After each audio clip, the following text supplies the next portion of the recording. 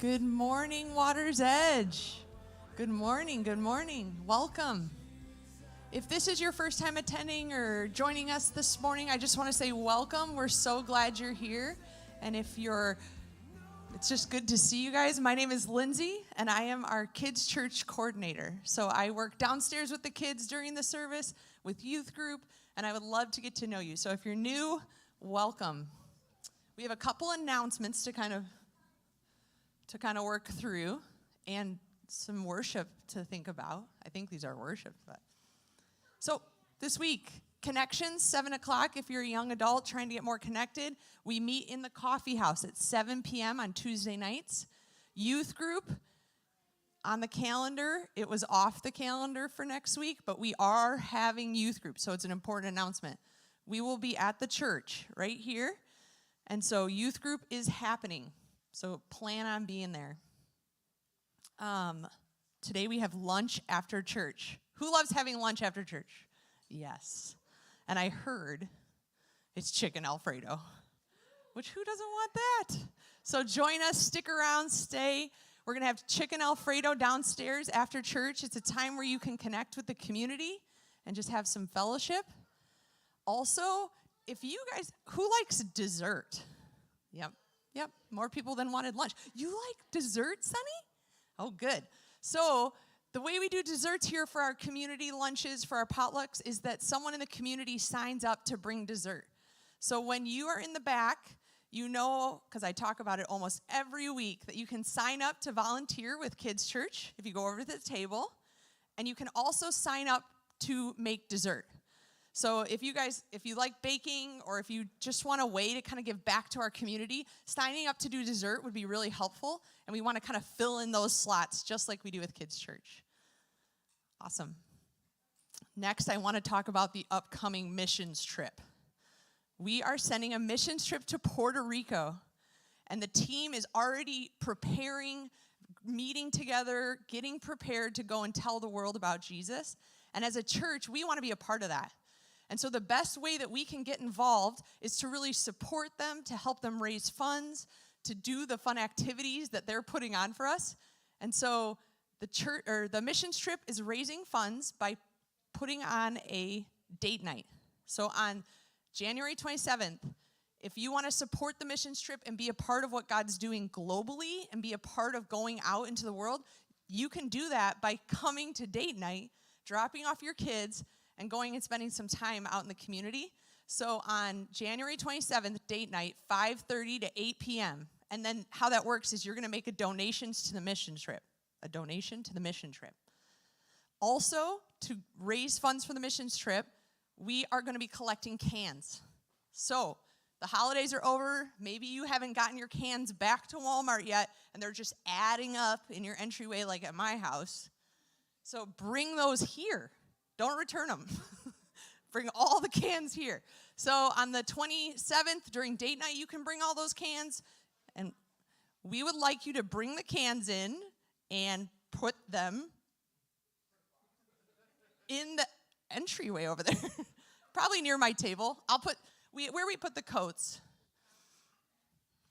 Yeah, paper bags would be great. We'll take any cans. I'll take them however you can get them here. Oh, we could hang them out there. That would be good too. So bring your cans. On February 5th, we're going to have our all-church meeting. So every year, as January hits and we go into the next season, we gather as a church to talk about really important topics and what the next year is going to look like.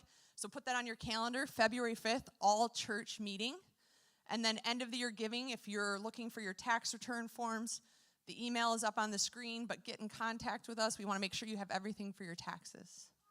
So there's a lot of good things happening in January.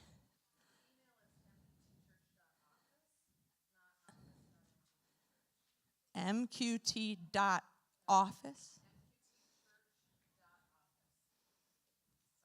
Nope, that's a good clarification. mqtchurch.office. Or ask me or Benny, we will help. So, lots of good things happening in January, lots of ways to get involved. And as we are transitioning now, I'm actually going to invite the worship team up. Come on up, guys. We're going to be reading our scripture a little later today. So we're going to rise, stand up, and we're going to join into worship.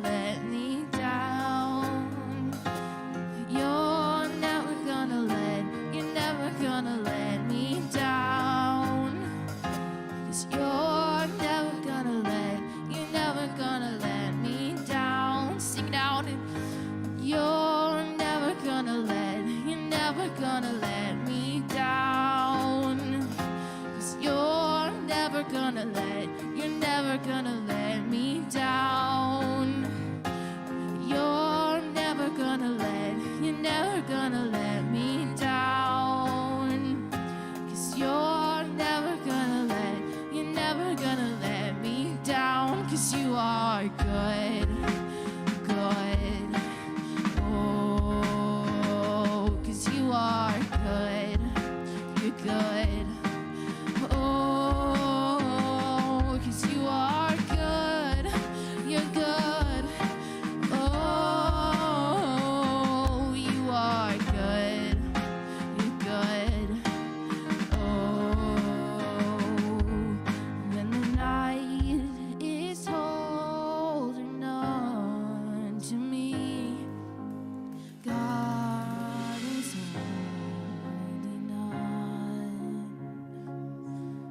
When the night is holding on to me, God is holding on.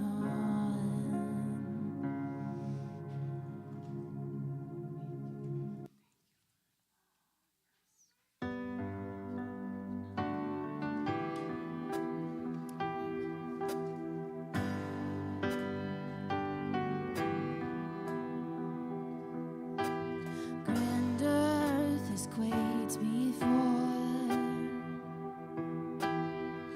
moved by the sound of his voice. Seas that are shaken and stirred can be calmed and broken for my regard. Through it all, my eyes are on you. And through it all, it is well. And through it all, my eyes are on you. And it is well with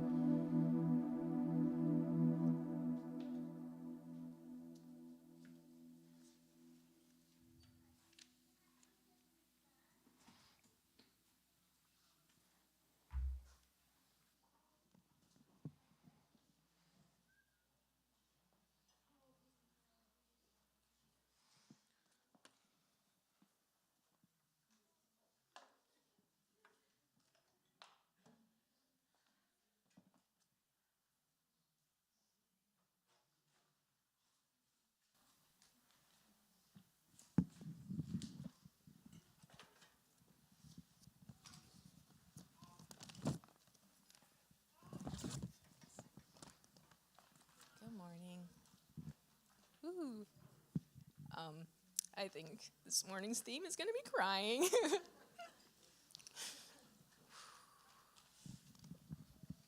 Of all songs, good grief. I cry when I'm nervous, and when I'm talking about emotional things, and when I'm talking about Jesus, so yay! I have lots of tissues in my pocket. If you don't know me, my name is Shayna. If you don't know me, you might know my daughter, Lucy, if you were praying for her about 3 years ago, baby Lucy. This is loud. I was asked to share this morning and to set us up for prayer. So 2 weeks ago, Heather asked people to share miracles, share about miracles. And I wanted to share, but I just couldn't do it at the time. I'm going to have to read this, or we'll be here all day. What I wanted to share about was a little bit of Lucy's story. A lot of you prayed us through it, but there might be a few people who didn't. She's 3 now, but unbeknownst to us, she was born with some pretty severe heart defects. One of them would have killed her. We had absolutely no idea until she was a little more than a week old, and she started showing signs of respiratory distress. So I drove her to the ER around 10 p.m. one night, and by 5 a.m. the next day she was in a helicopter on her way to Grand Rapids, and we were not.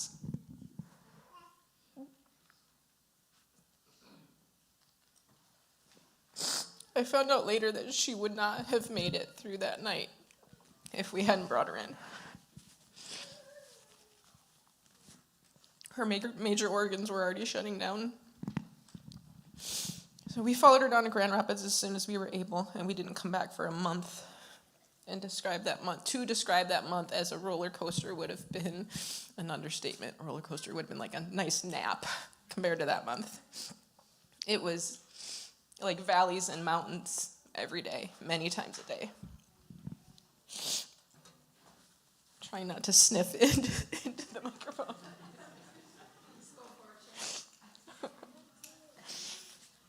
We saw some big miracles, but we saw thousands of small miracles. But on the flip side of that, we saw the things that required those miracles. It was some really, really, really dark valleys. It Is Well With My Soul was one of the songs that got me through.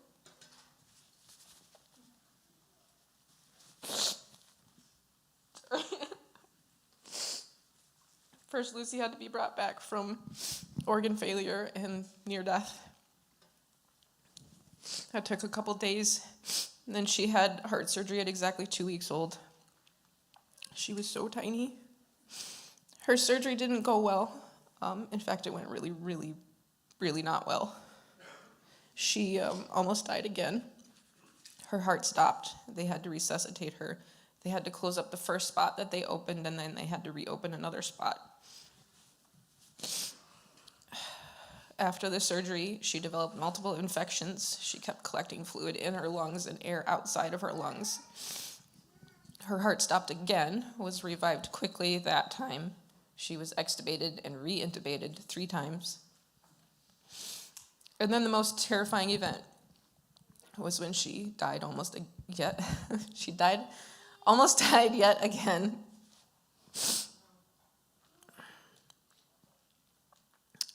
After going into cardiac arrest. For 27 minutes, they did CPR, and she was not responding. They did finally get her back.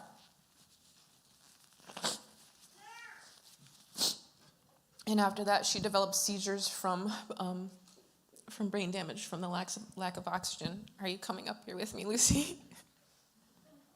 You want to come up here?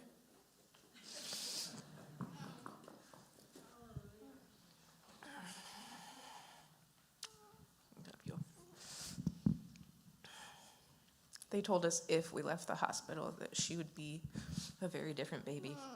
Thank you. And I'm okay.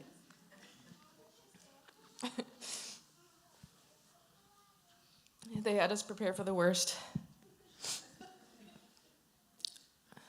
But like the song 2 weeks ago, our God is a wonder-working God. And we did leave that hospital. And as you can see, she's more than fine. But the night of her major cardiac arrest, yeah. Can I feel those weaning pots? Oh, hang on. The day of her major cardiac arrest, that night, I made a post on Facebook, and at this point, there was probably thousands of people praying for her all over the world. And I made a post, and I specifically asked people to pray in the name of Jesus. And there were people on my Facebook that don't believe at all. And there were people that told me that that was the first time that they had ever prayed in the name of Jesus. And something shifted. It wasn't like fireworks, it wasn't instant, it wasn't like she was perfect the next day, but we started to see more mountains than valleys.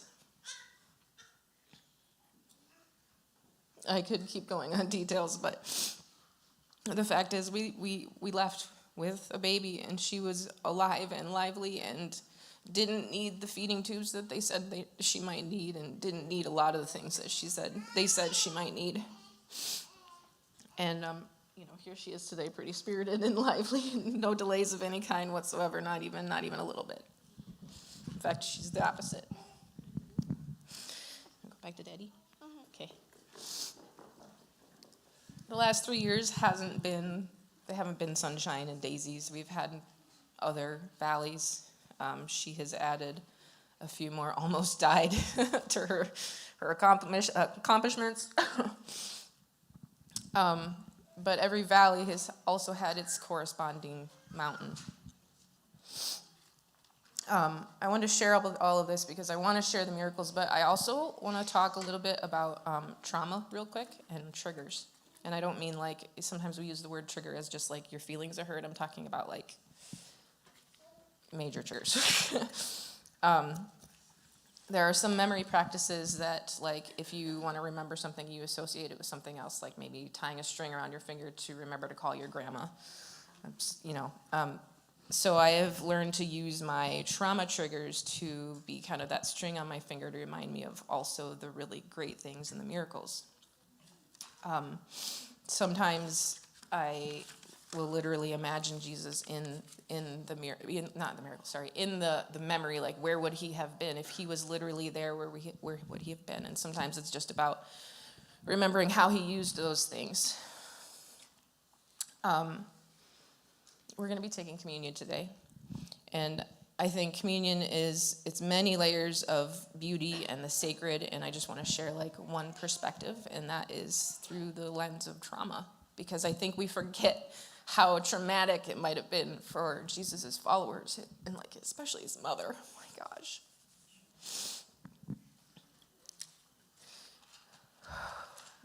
Before I get into that, little side note, if you have trauma in your life, if you've had experiences, they don't have to look like mine at all. Go see a therapist. Because God is really good and prayer is really powerful, but also therapy is amazing. And we even have a few really great therapists right in this room. But back to communion, the Last Supper. So Jesus, he breaks the bread. We know, most of us know this story, probably just about everyone. He takes the bread, he takes the wine. This is my body, this is my blood, which sounds kind of disturbing if you think about it. Like why, and this isn't the first time he makes this reference either. Like why does he do that? I think, from my perspective, it seems like one of the things he was trying to do was essentially creating a trigger. Was essentially tying a string around their finger. Like, after the Last Supper and the crucifixion, resurrection, they would never not be able to think about, like, they would always think of Jesus when they had wine and bread, which probably would have been daily. And I feel like maybe what he was doing is, like, don't just think about how he died in the horror of it, but think about all the good things that he was with them. It was community, it was eating together, it was miracles, big ones and little ones, and he was like, remember this. I think I think if Jesus was to do that today, he would probably choose coffee. He would say, imagine your coffee is like my blood after it's been spilled on the ground and mixed with dirt because, sorry, I don't like coffee. But you would think of him every time you had coffee, every time you smelled it, when you washed your cup, when you cleaned up the coffee on the counter, whatever. You would think of him all the time, every day. And even though the coffee wouldn't actually be his blood, you would feel that close to him. I think he even used that sugar to reveal himself after the resurrection on the road to Emmaus. 2 of his followers, he kind of appears to them. He essentially calls them idiots. And he lays out all this scripture, all these things that are pointing to him. And they still don't realize it's him until they get to the town. He's spent time with them. They sit down to eat, and he breaks the bread. And then they're like, oh, it's Jesus. He triggered them. And then he's like, peace out, bye, and he vanishes. I'm almost done. I'm pretty sure he wasn't just saying like, oh, please, guys, remember me, because there's no way that they would forget. He was saying, don't just remember the valleys, remember the mountains. So as we go into a time of prayer together, pray over those yucky memories of yours and ask God to reveal where he was and how he's used it. Ask him to turn your triggers into little strings around your finger, reminders of who he is. And maybe pray for a good therapist. So we split off into smaller groups. If you have something on your heart, it's okay if you ask someone you trust to pray out, and you don't have to pray in a group. You can pray just 2 people. You can pray 10 people. If you're new, you don't feel comfortable praying out loud, that's okay. Actually, even if you're not new and you're not comfortable praying out loud, it's okay. And don't forget whose name you're praying in.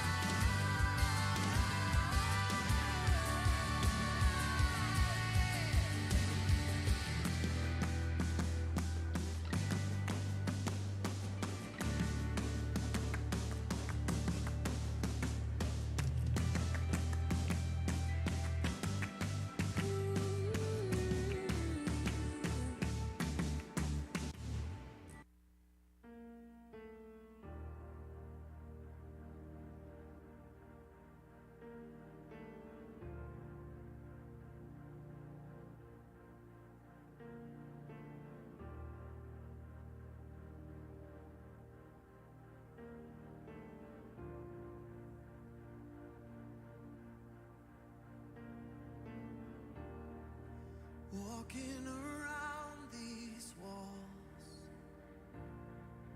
I thought by now they'd fall, but you have never failed me yet.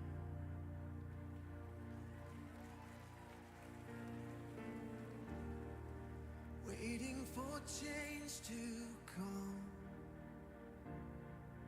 knowing the battle's won. For you have never failed me yet.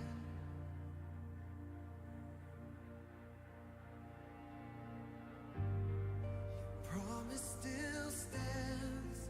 Great is your faithfulness, faithfulness. I'm still in your hands. This is my confidence. You've never failed me yet.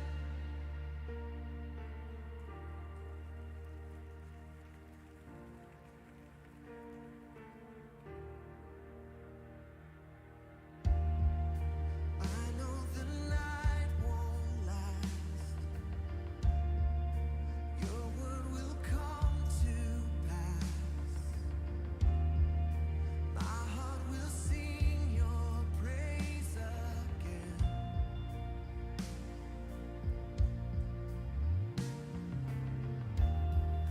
Jesus, you're still enough. Keep me within your love. My heart will sing your praise again. Oh, yes, your promise still stands.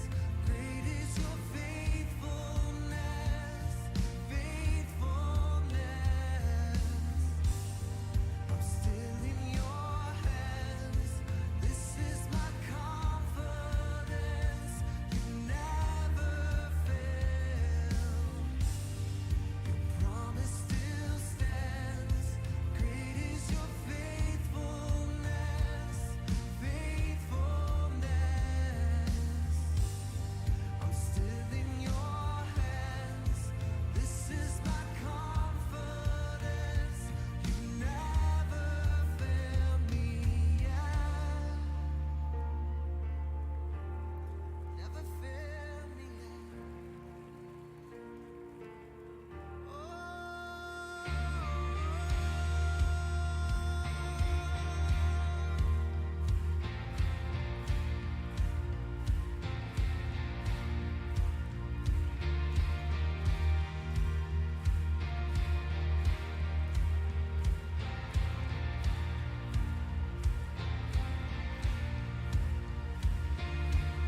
I see you move the mountains, and I believe.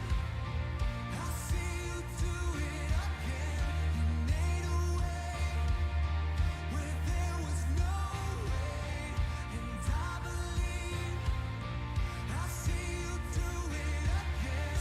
I see you move the mountains, and I believe.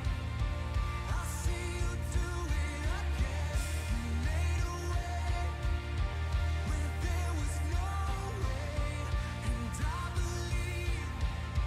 I see you do it again. I see you move the mountains, and I believe. I see you do it again. You made a way when there was no way, and I believe. I see you do it again. I see you do it again.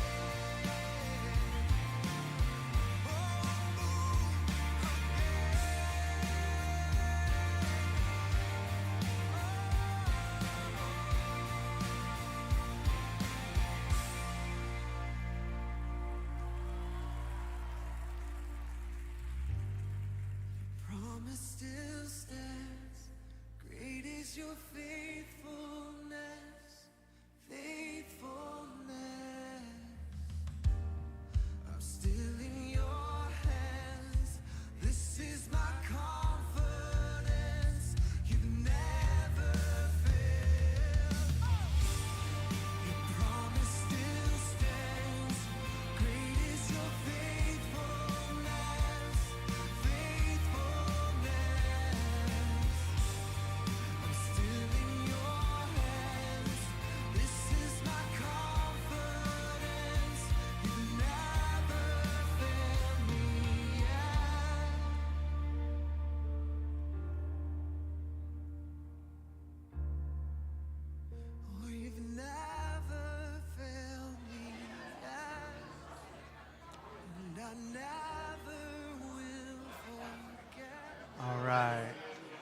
Those 8 and younger, you can head on downstairs. Lindsay's waiting for you at the door, so those 8 and younger, you can head on downstairs.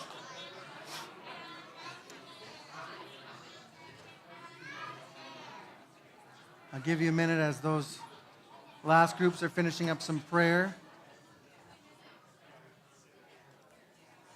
All right.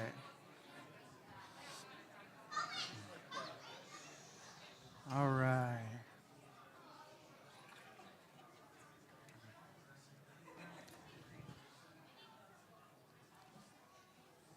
Sounds like today is a day with some tears, so I'm not going to apologize ahead of time if I start crying, because evidently that's what we're doing today. Got a test for you. Immediately, some of you guys are like, oh, I don't like that, right? How many people are like, tests, I love tests? There's a few of you in here that are weird. And that's okay. That's good, right? Chances are they have a different mindset when it comes to tests. Most of us, when I said, hey, I've got a test for you, immediately you're like, shutting down. Nope, I'm done, all right? I'm going to watch you all take the test, but I'm not putting my hand up at all, right? How many people are like, I don't like tests? All right, good. So today we're going to talk about tests.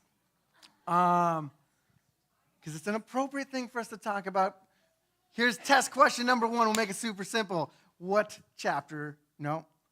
book of the Bible have we been talking about? Hey, you guys did a great job. You passed that part of the test. You guys feeling a little bit better about the test? No, you're like, he's about to ask me what this name means in Hebrew, isn't he? No, well, maybe I will. I don't know. All right, here's the thing. I'm not actually going to grade you guys on the test. But I do want to talk a little bit about Abraham's life. We've been talking about Abraham's life for a long time. Abraham, right? Coming into Abraham's story, you've got the Tower of Babel, where you got a group of people that are like, we're going to make a name for ourselves. We're going to make ourselves great among the nations. And out of the same region comes this guy named Abraham, right? At that time, his name was Abram, but I'm just going to call him Abraham for this little spiel. Abraham got 2 brothers. One is his older brother. He's got a few kids, dies young. And you know what? He looks at his brother and he says, you know what the right thing for us to do is? We need to honor our father, and we need to take care of our nieces. I'll take the one who is barren. Right? And God looks down and he says, wait. Here's a man in the middle of a region that's all about making a name great for themselves. That's like, I will let go of my name. I'm going to let go of my future. I'm going to let go of my inheritance. I'm going to let go of everything that most men are like trying to strive to get. I'm going to let it go because the right thing for me to do is to honor my father. God says there's substance in this man that's good. Now, he's immature at the moment, right? We've talked a lot about these stories about some of the times he's doing stuff that's great and sometimes he's not doing stuff that's great. Immaturity is part of the process, right? God invites him onto this journey. He says, hey, I want you to leave your family. I want you to leave your people, your kindred, your country. Go to a place that I'm going to show you. There's a test in there. Take some trust. Some of you in here, guess what? God's going to ask you to leave maybe your family, the UP even, right? You might even leave the UP, believe it or not, right? Go to a place that'll show you. Some of you have already left your family. Some of you have already left your country to a place that God has shown you, right? We have people here that have already gone through that trust stage of like, all right, I'm still going to be me, God's still going to be God.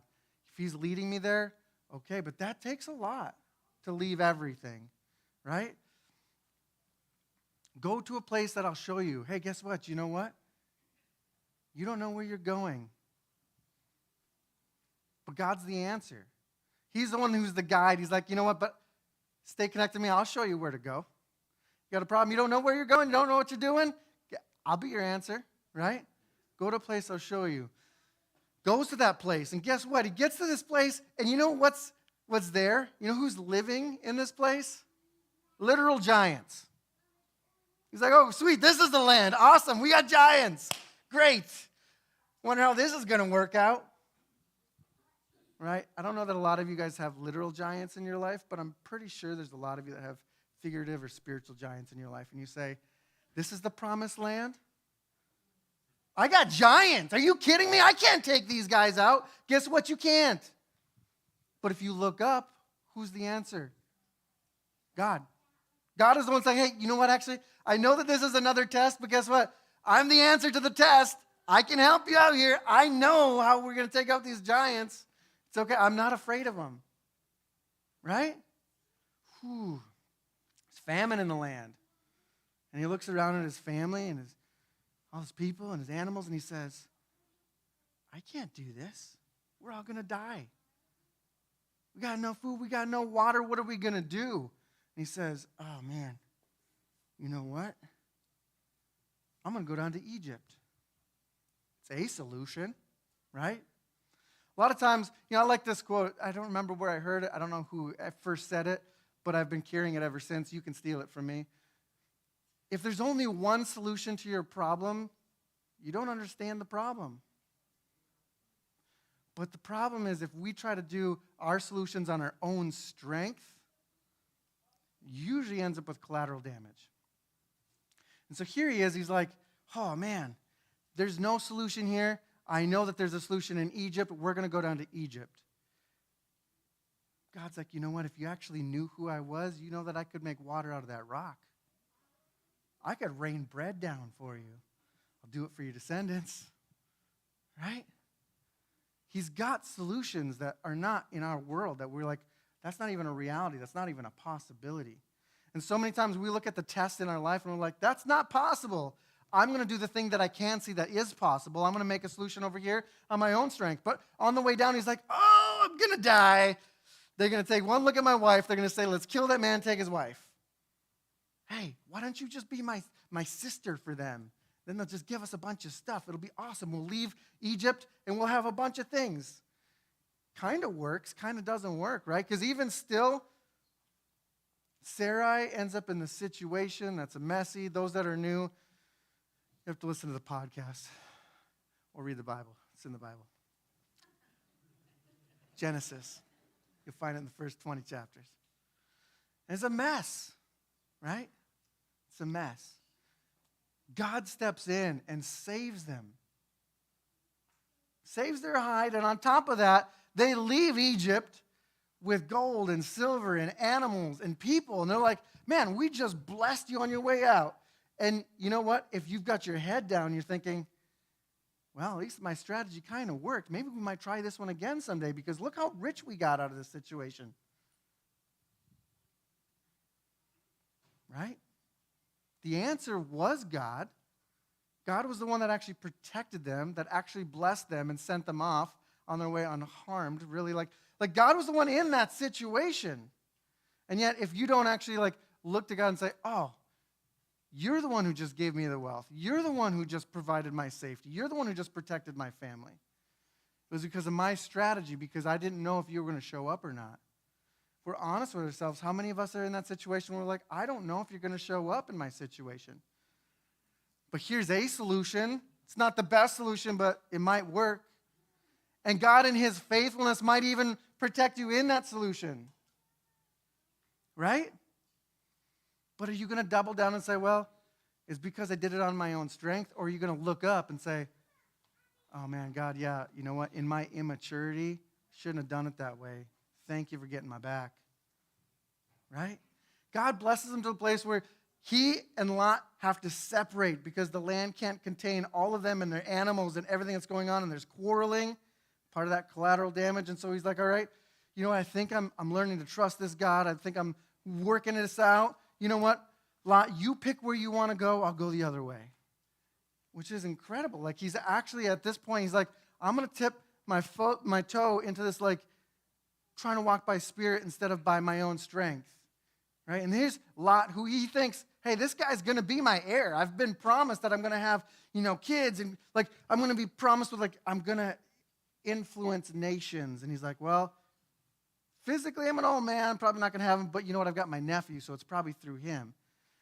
it takes quite a bit for him to say, you know what, I'm going to still release you. I'm going to let you go. Lot goes and says, I want that land. I want the best part. I want Sodom, Gomorrah, that area over there. Looks like the Garden of Eden. I want it. Abraham says, okay, it's all yours. And then God says, look up. Whatever you can see, I'm giving to your descendants. Man, some of you today, you've been doing that. You've been walking in that where you've said, you know what, God, I have trusted you. And God has shown you, like, hey, you know what? You're going to have this inheritance, not only for you, but for your descendants. Like, I've got good things for you. Still part of that journey, right? Still part of that process. He's still working through his going from strength into spirit. It's this wrestle that he's doing internally, right? And that's part of the maturing process. You know what? Full disclosure, there's some immature people in this room. You're like, wait, no, we sent the 8 and they're downstairs. Now, if we're honest with ourselves, though, there's some part of immaturity in each of us that still needs growth, right? So there's a salvation process. We're talking about this Saturday, and there's a sanctification process where God's like, no, you know what? There's still more we got to work on. There's still more we got to prune. There's still more that we have to refine. Like if you're going to take a precious metal, you know how you refine it? You do what? You heat it up. You put it in a fire. And when you put it in a fire, what happens? The dross comes to the top. The junk, the other stuff that's not the pure stuff, right? And when it comes to the top, what do? You cool it down so nobody can see your stuff as fast as possible. Wait, am I talking about precious metals or the church? But honestly, though, like, think about it, though. That is the impression of the church, is that we have to look a certain way, act a certain way, speak a certain way, right? And if we don't, if God forbid someone sees that we're human, that we have something that is immature, that's something that needs to be worked on, and we say, oh, know what? I can't have anybody see this. I got to push this down a little bit further because the Christian thing is I got to look this way. Man, I don't want that to be this church, right? You know what? Even more powerful, God doesn't want that to be his church, right? So he says, you know what? I'm going to test you. And the testing, you know what? It's going to feel like you're on fire. It's going to feel hot. And you know what? The stuff is going to come up to the surface. But the only way that I can deal with the stuff is if it comes to the surface. So we have to stop being offended when other people have stuff come up to the surface. You get to be Jesus to them. You get to have grace. It's kindness that leads to repentance. It's saying, you know what? I see your junk. Let's get rid of that. Right? And you know what? Sometimes that smelting process, it takes more than one time, over and over and over again. But in our lives, the more we keep pushing it down, it's almost like the more God's like, all right, I guess we need a bigger fire. We need a bigger test for that stuff to come up because we're trying to get you to purity.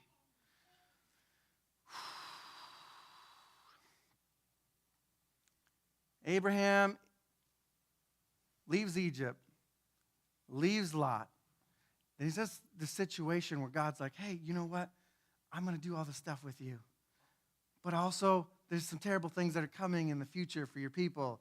And he's like, all right, let me do the math. You know what? Hagar's hey, you know what? I'm supposed to have a kid through Hagar. So he and Sarah, they're like, hey, we're going to do this thing. Hey, you know what? Thanks, God. We understand that this is the way we're actually going to have a child. It's not going to be through Lot. Hey, we got it from here. We see enough of the picture. We're going to try it on our own strength.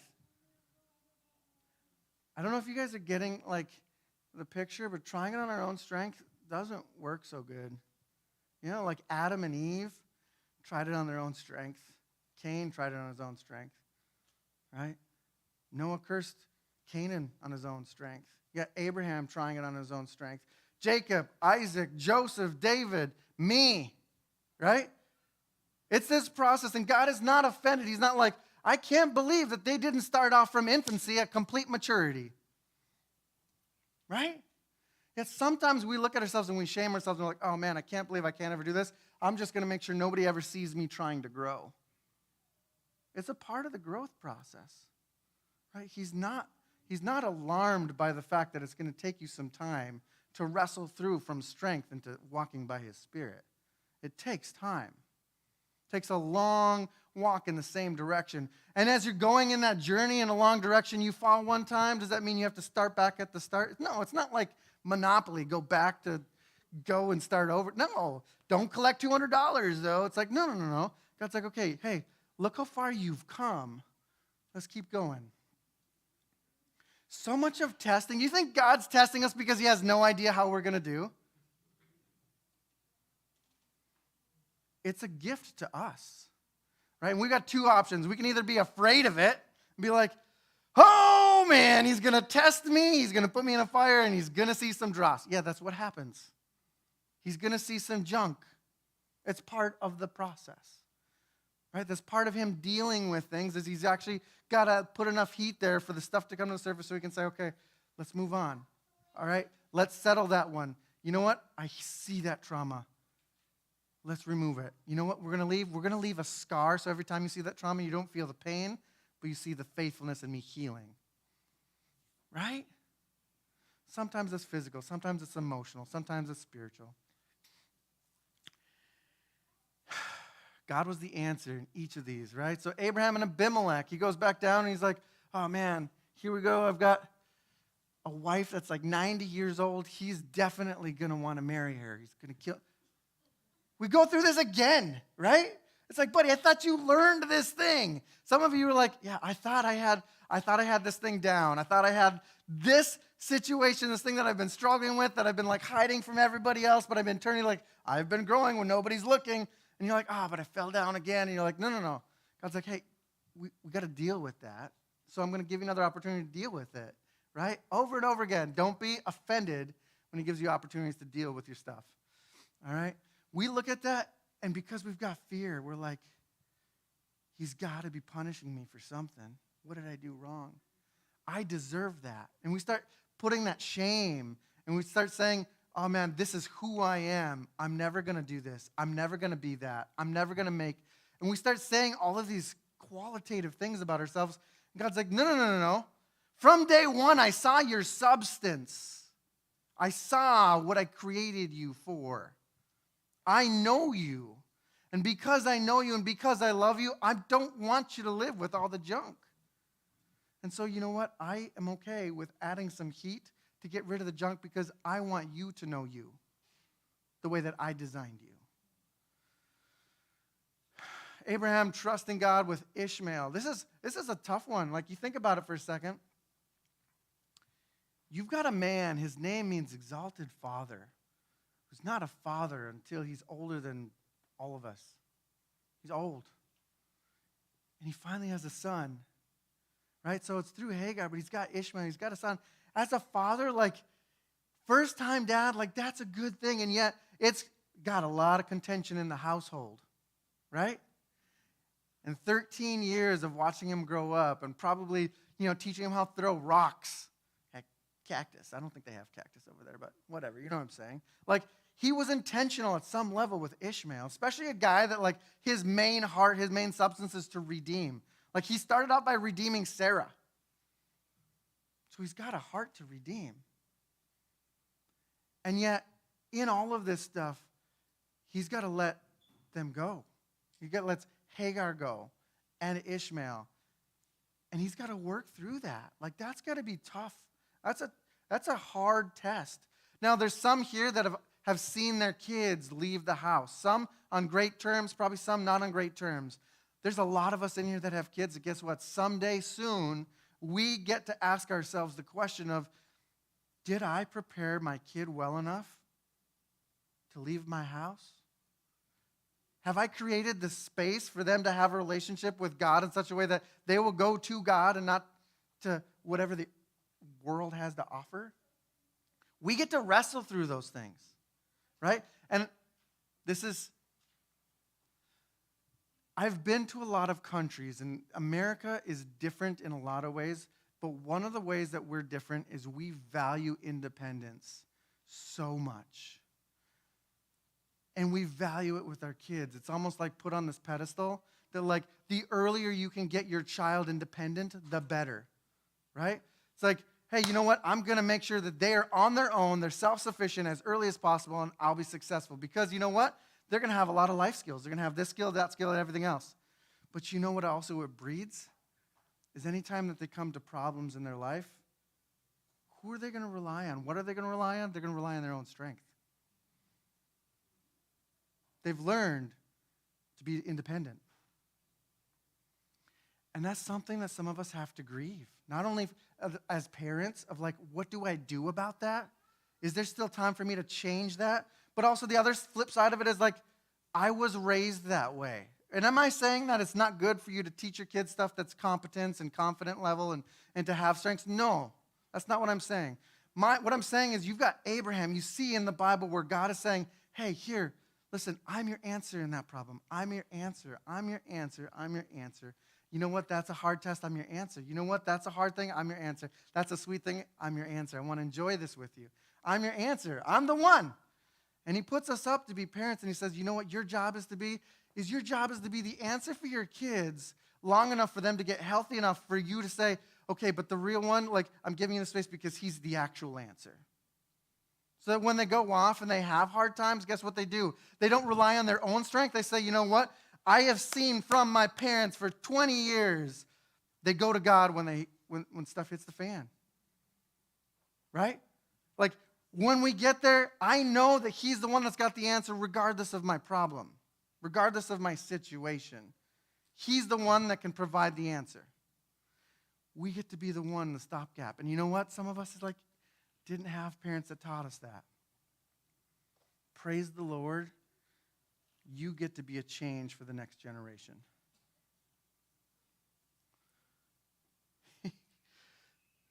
You guys ready for me to start my sermon? Glad we got through one test or whatever. All right. Genesis 22. I'm going to start off just reading some of it. Sometime later, God tested Abraham. He said to him, Abraham, here I am, he replied. Then God said, take your son, your only son, whom you love, Isaac, and go to the region of Moriah. Sacrifice him there as a burnt offering on the mountain I will show you. How many sons does Abraham have?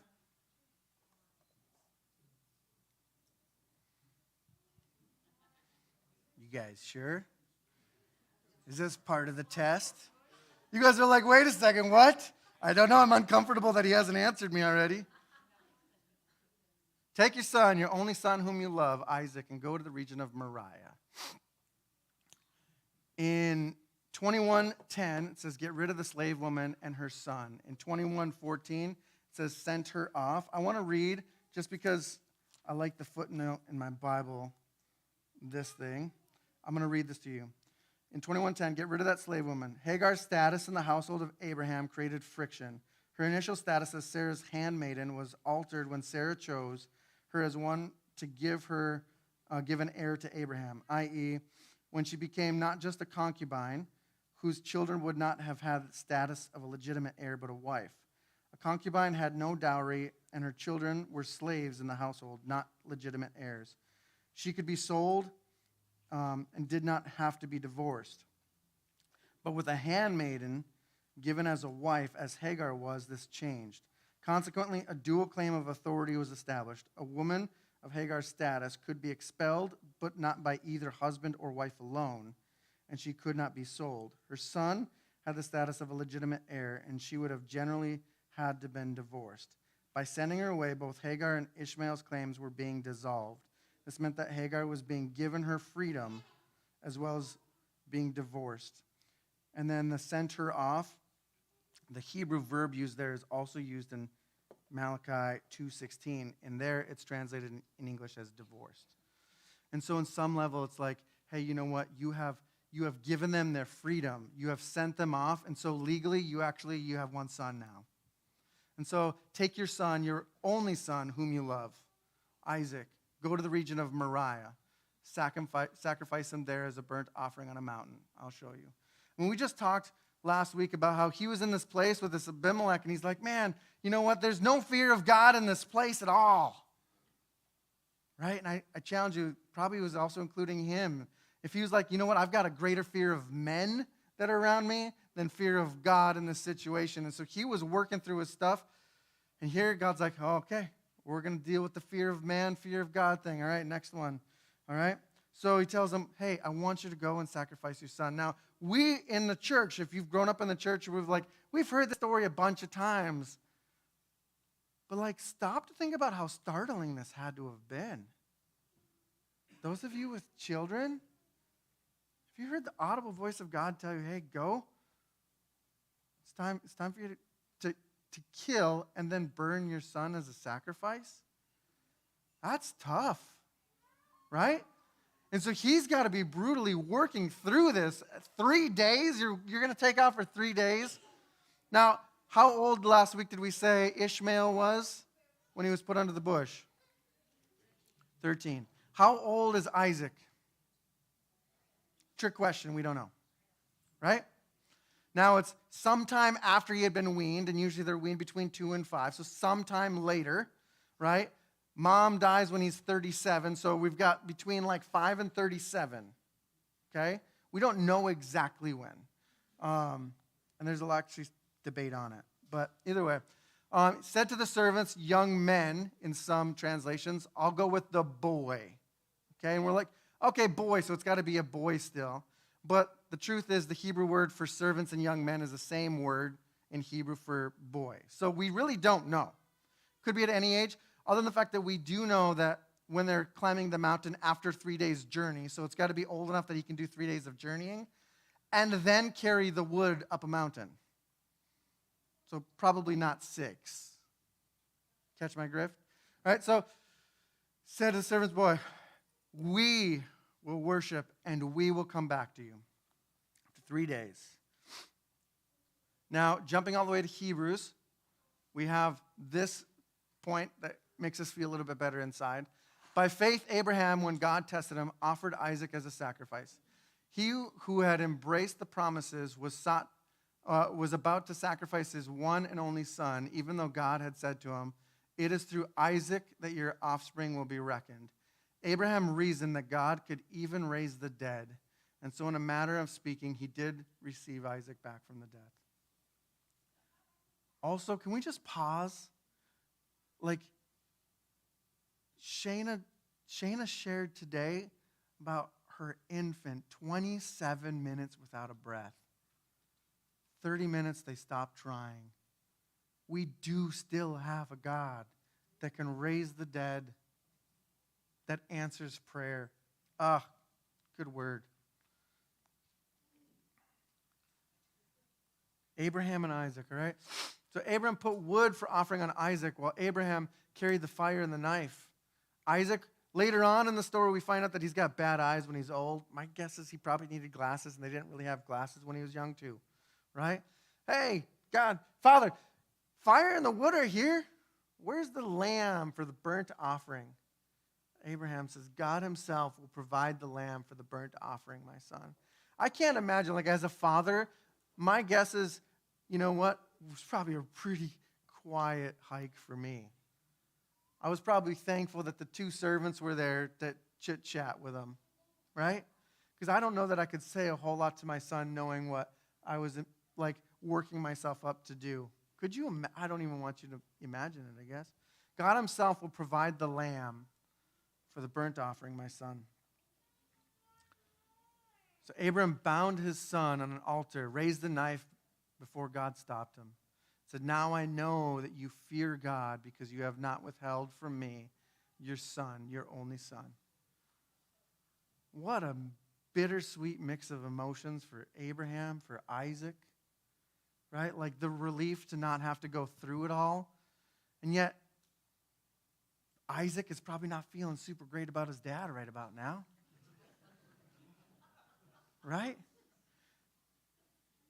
I mean, we talked about Ishmael being an age that probably he should have been able to overcome his mom, who put him under a bush, 13, right? Chances are, you would have had to have Isaac at some level probably not fight a 100-plus-year-old man, not get away to be in the situation, right?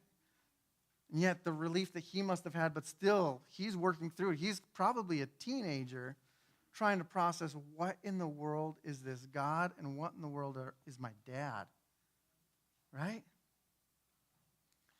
There's a verse there. I'll put it in, or a website. I'll put it into the Tuesday notes, Tuesday email. There's a lady, Lois Turvberg, who writes a blog called Our Rabbi Jesus. I'm going to take some quotes out of her blog just because I like her blog. All right, to us, fear is the opposite of trust, and it's synonymous with fright, dread, and terror. But the Hebrew equivalent, yirah, encompasses a wide range of meanings from negative, which would be dread or terror, to positive, which could be worship. In English, everything reverence or revere actually comes from the root word Hebrew of fear, this yirah. And from mild respect to strong awe. There's a large spectrum of what fear could be in the Hebrew word, and it's not as much in English. Rabbis often spoke of the fear of the Lord, yirat Adonai, but they always thought of it in terms of the most positive sense of the word yirah. They defined it as an awe and reverence for God that motivates us to do his will. They pointed out that fearing God's punishment is actually an inferior understanding because it's at its core is still self-centered. It doesn't focus on God and her perspective. If you have yirat Adonai, awe and reverence for God, it fills you with a better kind of fear.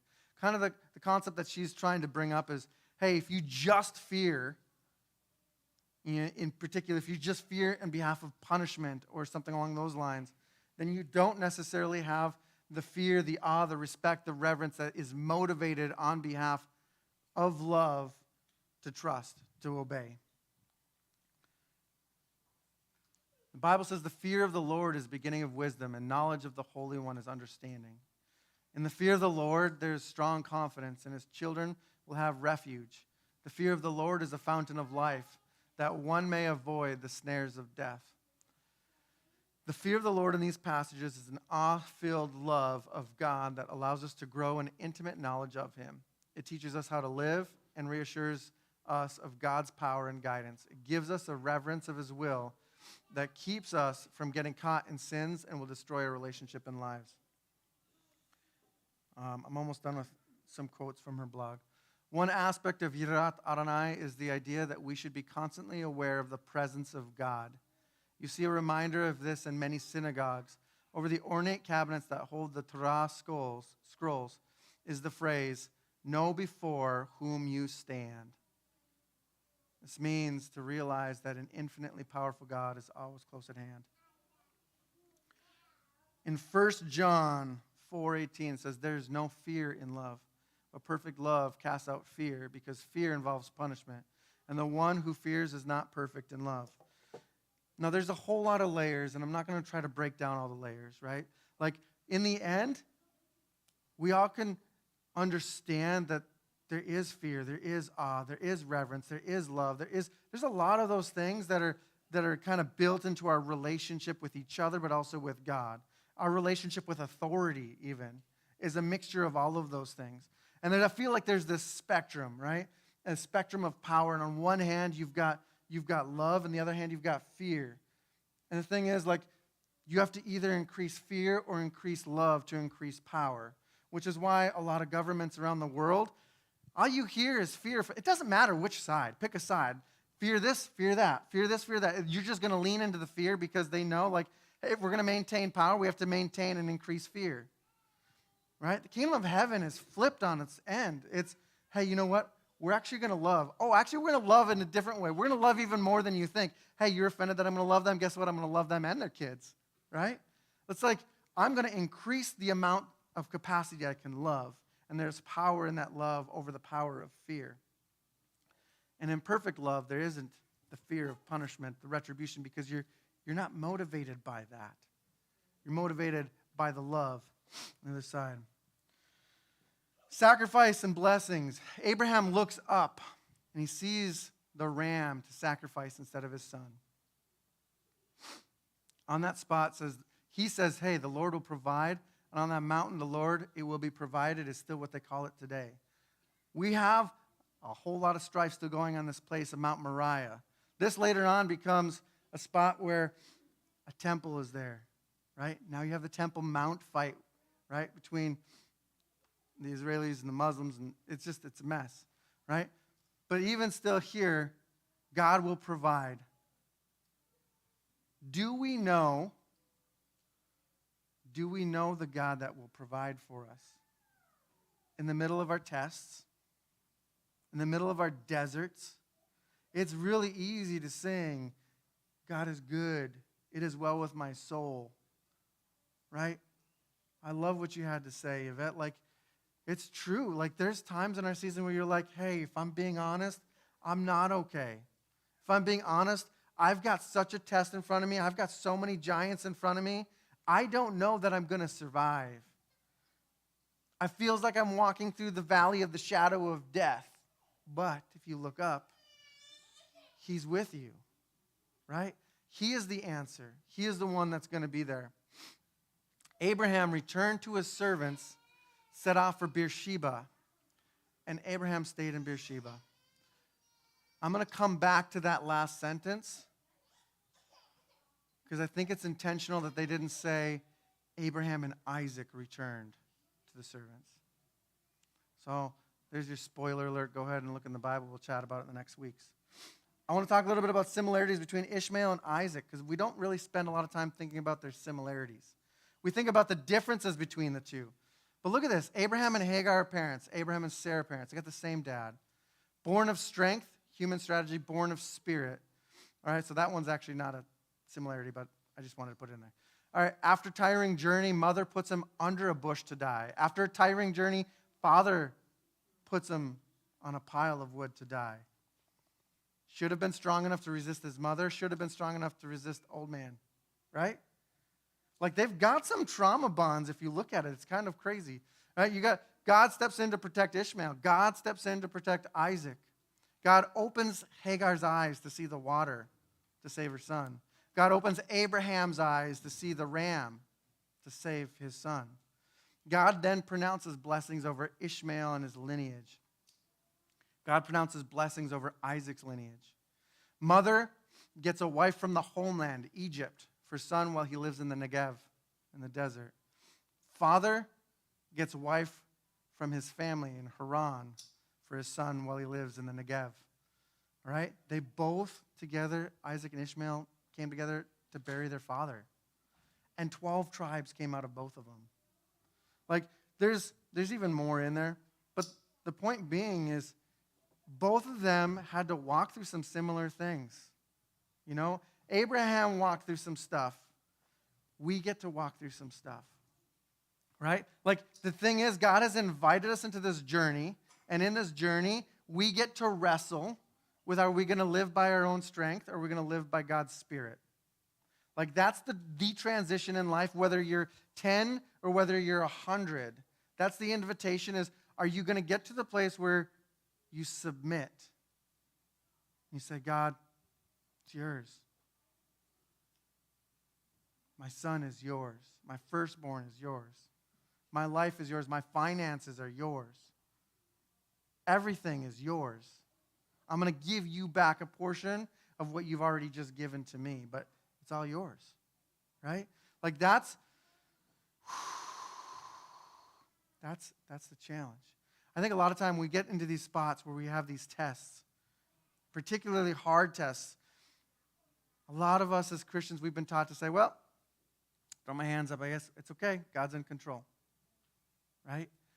I want to challenge the heart behind it, not necessarily always the words, but like, if you were to ask Ange, my wife, hey, Ange, how's everything going? And she's like, well, it's not that great, but Benny's in control. You'd be like, wait, what? You know, like, hey, how's your finances? Oh, not awesome, but sorry, Benny's got it.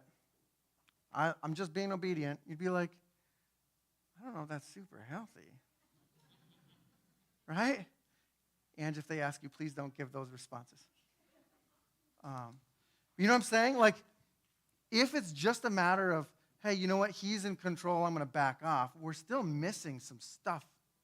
Like, I look at God and I say, he chose to be a father. He chose to be a father to Adam. And he chose to give him something called choice. Like, love is not verified without choice, right? Without, like, if Ange can't choose not to love me, it doesn't verify that she does choose to love me, right? Does that make sense? I'm going to say it again. Love is not verified without choice. There has to be choice in it, right? Now, so God, who could say, you know what, I'm going to control everything. Well, if he's controlling everything, then you don't really have a choice in the matter, do you? Does that mean that he's not sovereign? No, God is sovereign. Does he have authority? Yes, he has all authority. He has all power, right? Like, he has the ability to do everything. My kids, I could see my kid running, I don't know, into the house. It's a dumb example, but like if he's just going to keep running in the house, I could be like, I'm going to stop him from hurting his face. I can step in as a dad and stop him from doing it, right? There's going to be some times, though, where I'm going to be like, I'm going to let him run into the house. I'm going to let him touch the stove. Like I've told him 25 times, don't touch the stove. But you know what? Sometimes you got to let him touch the stove, right? Could I control it to the place where he doesn't ever touch the stove? Probably, but that means that like my existence is me trying to control, making sure that he never does anything that's going to be harmful.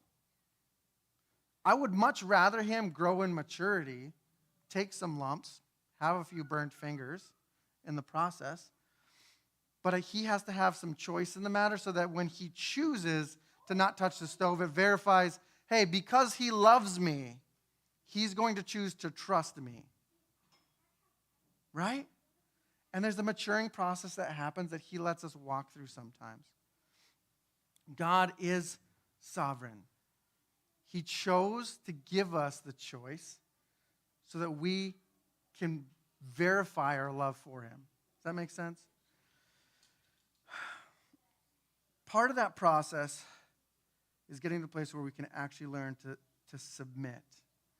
All right? And submission is has more depth than saying, well, God's in control. I'm going to throw my hands up. I'm going to disengage. Everything's hard. I'm not going to deal with the stuff that's coming up because you know what? God's got it. Right? Submission is like, I think of Abraham as he's walking with his son for 3 days.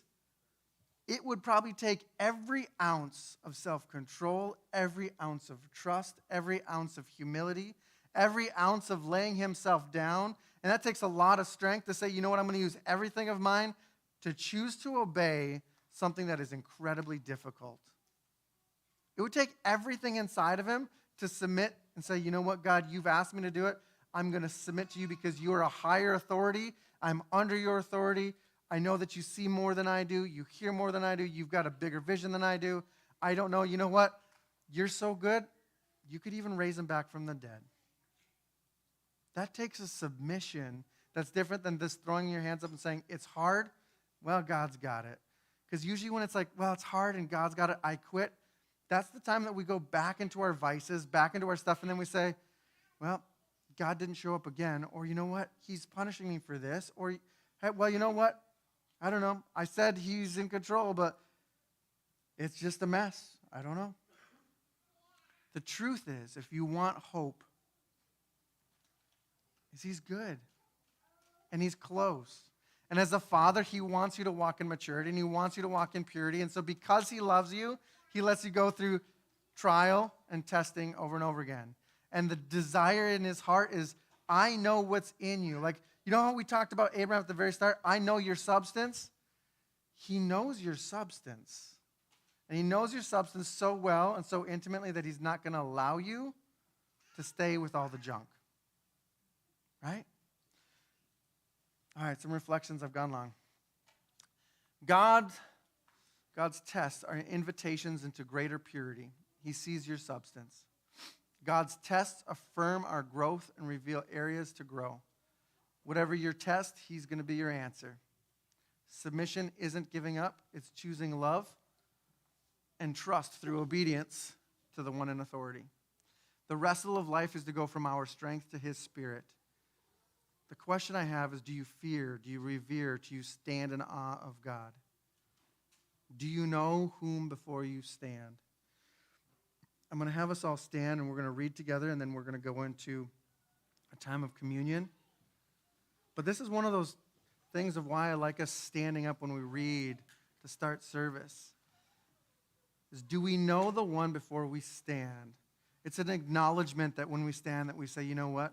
We believe that God's in this house, which means that if he's here, he's not afraid of us sharing what's actually going on. He wants us to minister to each other, to encourage each other, to love each other. All right, let's read John 3. For God so loved the world that he gave his one and only Son, that whoever believes in him shall not perish, but have eternal life. For God did not send his Son into the world to condemn the world, but to save the world through him. Whoever believes in him is not condemned, but whoever does not believe stands condemned already, because they have not believed in the name of God's one and only Son. This is the verdict.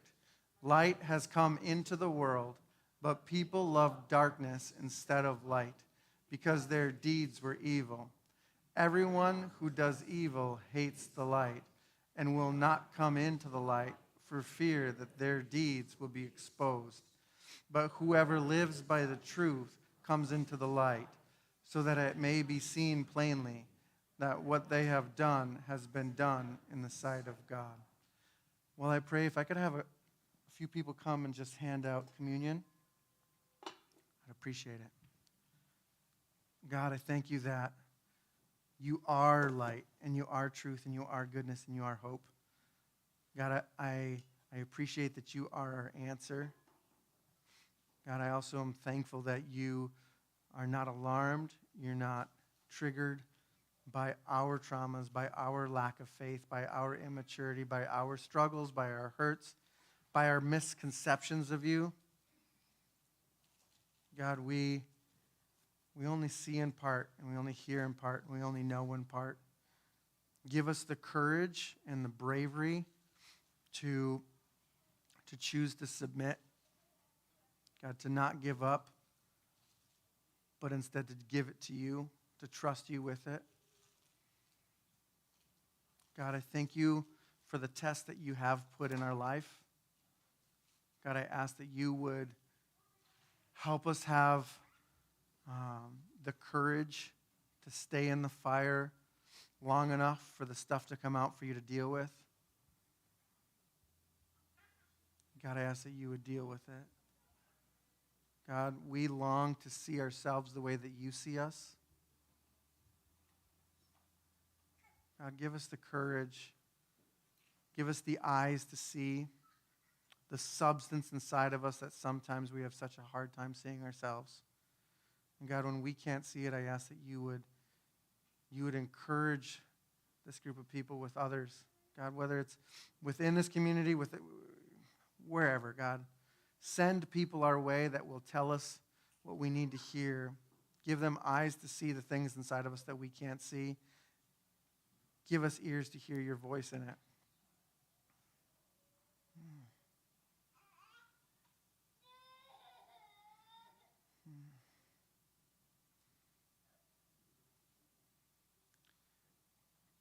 Dad, I'm thankful for the scars that we have that show your faithfulness, that show that you have healed. God, we are thankful that you didn't have Abraham finish off Isaac, but instead that you wanted to give us a reference point for you laying down your life for us. God, help us understand the love that you had, that you have, that you will have for us. God, help us to see the value in others that you see. God, you're good and you're faithful. God, I ask in this season that you would bring a lightness, that you'd bring hope, that you'd bring joy. God, that you would show us your goodness, your faithfulness. Father, I ask that you would honor us as we honor you. God, I ask that you would increase the influence on these people in our community, that we would be able to help redeem and restore those around us. God, help us to have a reverence for you in our family. That's inspiring. God, I ask that you would give us the ability to choose to love our spouse, to choose to love our kids, to choose to love our parents in a way that honors you. God, I thank you for my kids. I ask this in Jesus' name. Amen. All right. Got to multitask over here. And he took bread, and when he had given thanks, he broke it, and he gave it to them, saying, "This is my body, which is given for you. Do this in remembrance of me."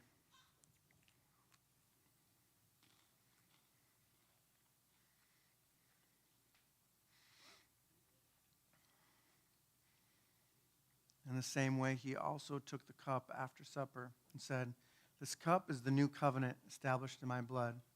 It is shed for you.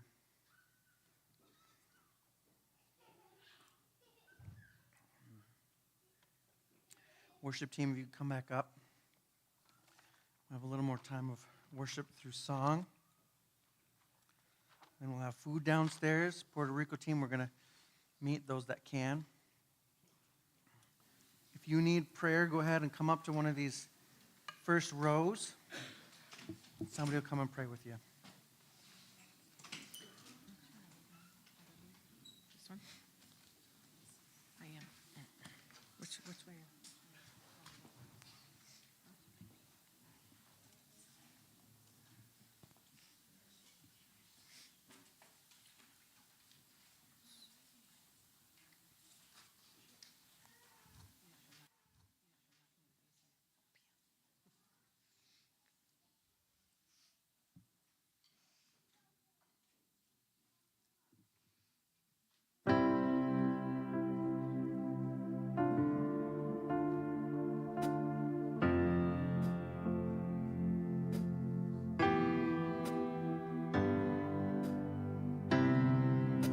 Love is devoted like a ring of solid gold, like a vow that is tested, like a covenant of old. Your love is enduring through the winter rain and beyond the horizon, with mercy for today. How faithful you have been, and faithful you will be.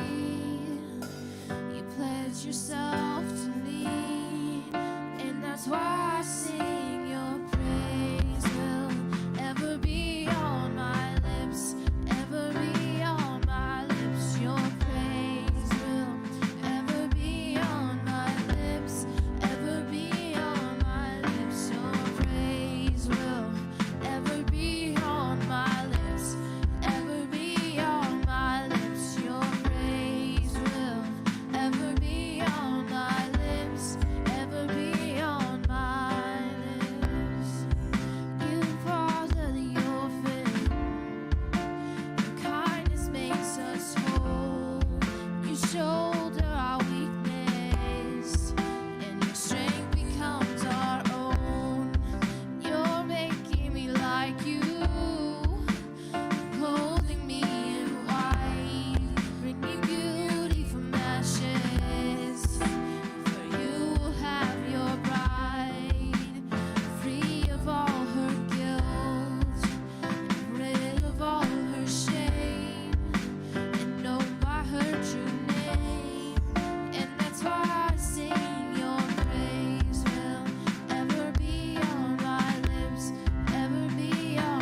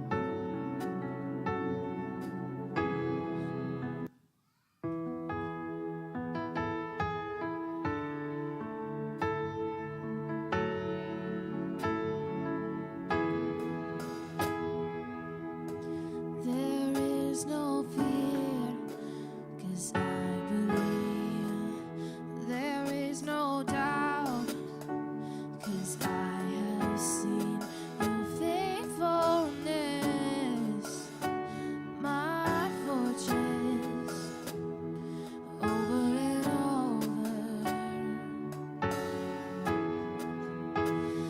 I have a hope found in your name.